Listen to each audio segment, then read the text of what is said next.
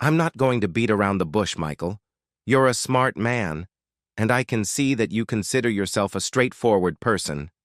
So I'll be frank with you, said my wife's boss, sipping expensive scotch after our wives had left the table to powder their noses. I stared at this man.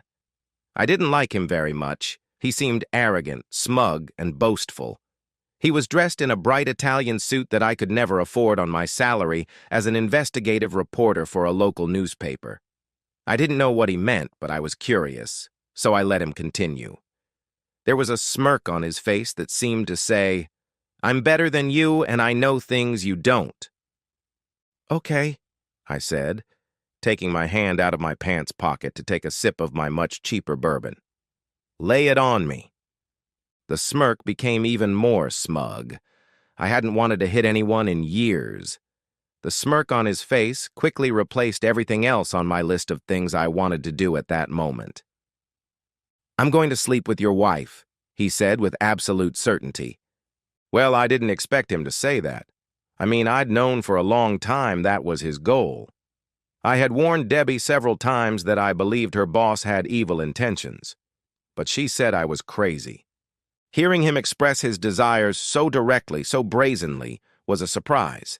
He was an arrogant jerk, and now I definitely wanted to punch him in the face and wipe that smirk off his face. He paused, letting his words sink in, still smirking. He seemed to be enjoying my fear. I took a deep breath and forced myself not to react. I knew he wanted me to be shocked or angry, to protest or make a scene so he could humiliate me even more than he already had. Years of playing poker in the garage had taught me to hide my feelings well. He watched me closely, as if trying to catch some sign, some nervous tick that would give me away. Instead of reacting the way he expected, I smiled. "Really?" I asked. "You sound very confident." "I'm always confident, Michael," he replied, grinning back at me. I'd never seen anyone grin and smile at the same time, but this jerk was doing just that. "I'm going to please Debbie as much as I want, when I want, and there's nothing you can do about it." I felt like a superhero from a comic book standing in front of a villain in a costume. You know, the kind of villain who is so confident that he has to give a speech revealing his evil plan to laugh at the good guy and enjoy his false sense of superiority. I read a lot of comic books as a kid. Okay, I admit it, I still read them, even though I'm a grown man. All those long-winded jerks were narcissists with inflated egos and a strong sense of entitlement, just like this asshole sitting across from me. "You can try to stop this," he continued his speech, "but at this point it's inevitable. You're in a hopeless situation. You're playing a game you don't understand against a master. If you try to warn her, she won't believe you.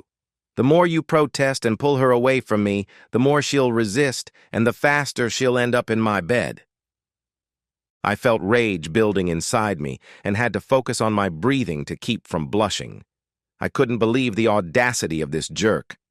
All my life I'd hated jerks like him, bullies, spoiled rich kids. It made me sick that he was so sure Debbie would let him have her.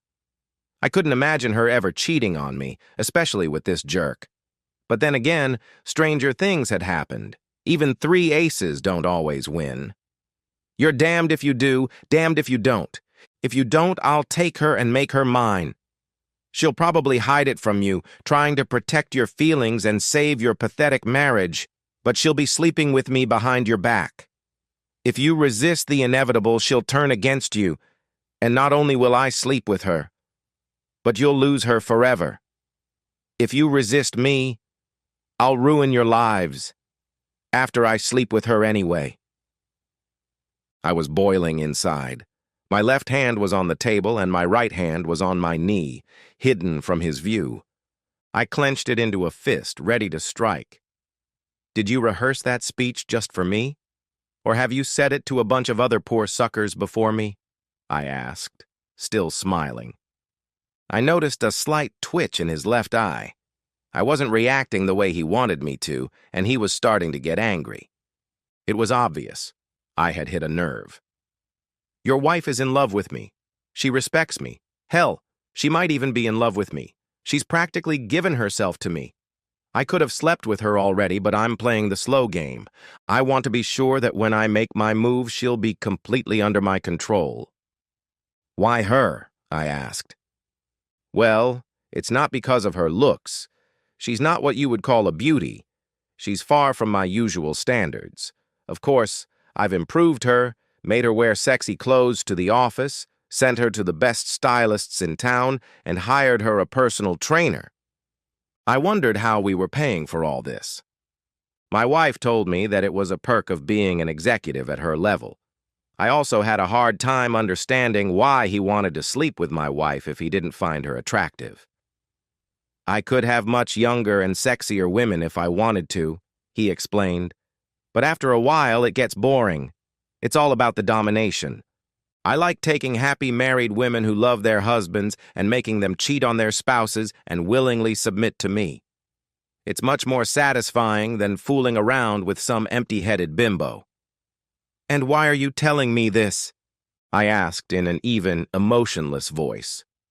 I want you to understand exactly what's going to happen and what your wife will be doing. I want you to wonder every night when she comes home if I slept with her. I want you to lose your masculinity by letting me have her and doing nothing about it. This bastard was a sick psycho. Does that turn you on?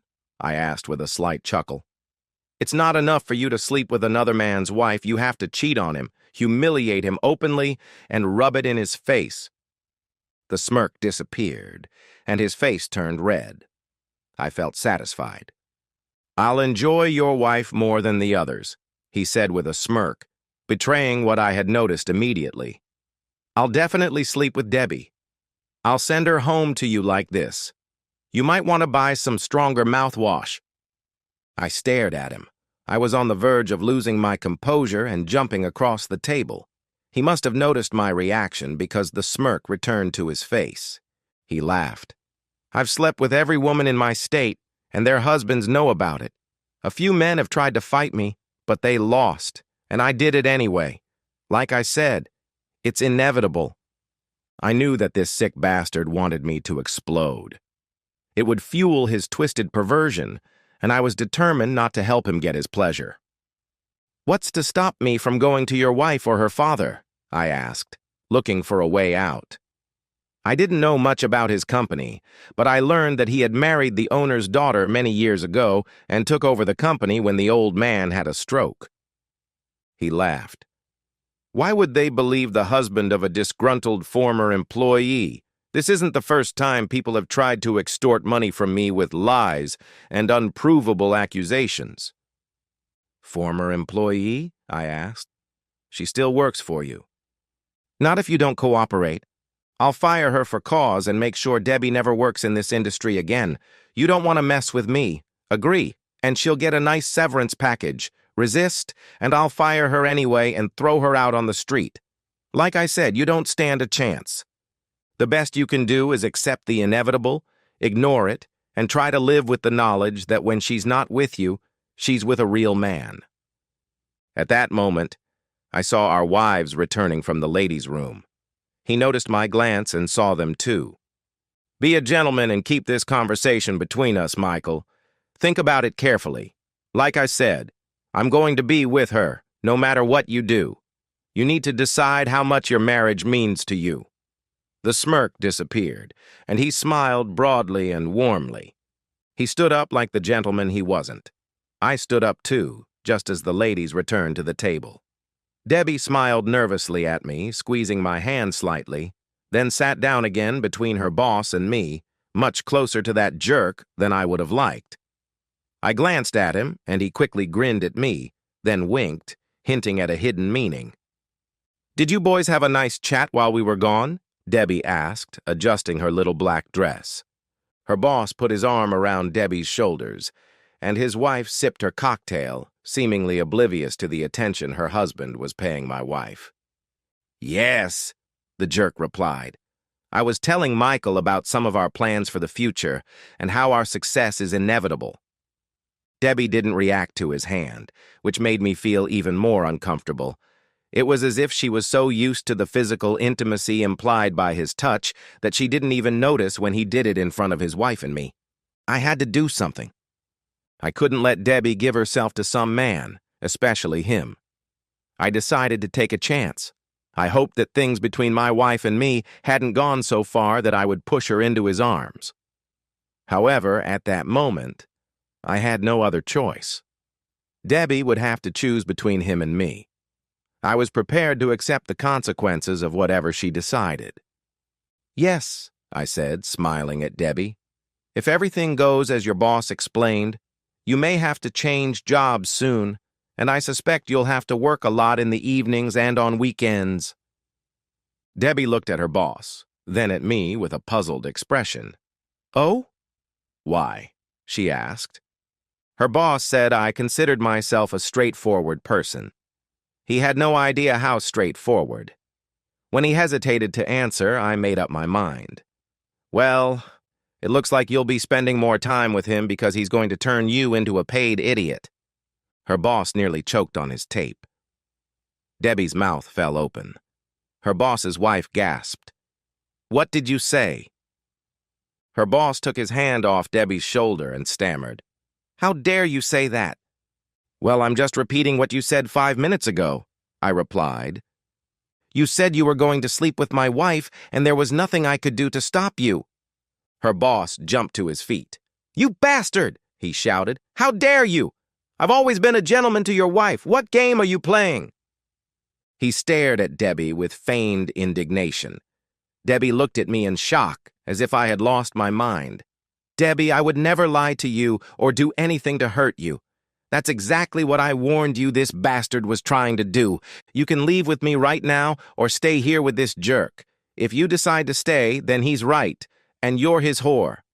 In that case, don't bother coming home. I'm not going to be a cuckold." "Michael, this is crazy!" Debbie exclaimed. "That's not true." "You better leave, Michael," her boss said. "Debbie doesn't deserve this. You're jealous of her success and trying to ruin her career." Everything seemed to freeze, as if time had stopped. No one moved. No one spoke. I pulled the digital voice recorder I always carried with me out of my pocket. I was a writer and used it to record ideas that came to me during the day or to conduct interviews. I pressed the button, and his voice came out loud and clear so that everyone could hear. "Debbie will be mine when I want her, and there's nothing you can do to stop me." His boss's wife turned to him, pouring out her anger. "Again? You traitor! You swore you wouldn't do this again!" Debbie's eyes widened, and tears began to well up. I pressed the button, and the recorder continued recording. I heard him tell me that he would ruin Debbie's career if I didn't play by his rules, and that he would sleep with her anyway and then dump her. "You're a pathetic loser!" he yelled. Debbie began to shake her head. No, that's not true. Michael," she said, choking, then turned to her boss. "Michael isn't pathetic. He's not jealous of my success, and he's not a loser." "All women?" her boss's wife asked. "You've had all the women who work for you?" Her boss stepped back, staring at his wife. "Of course not," he said, taking a defensive stance. "He's doing this to attack me, to blackmail us." "You bastard!" his wife shouted. "When I tell Dad, you're finished." She grabbed her purse and ran out of the restaurant. "I believed you respected me for my work," Debbie growled. "You bastard! That's why you made me work with you alone all these evenings. That's why you offered to be my mentor. You bastard! You tried to seduce me!" Debbie grabbed a glass of wine and poured its contents over her boss's face, splashing him with the dark red liquid. "I'm leaving, damn it!" she shouted, then left, grabbing my arm. "Let's get out of here, Michael, before I throw up." "Sure, baby," I said, then turned around one last time and caught her boss's gaze.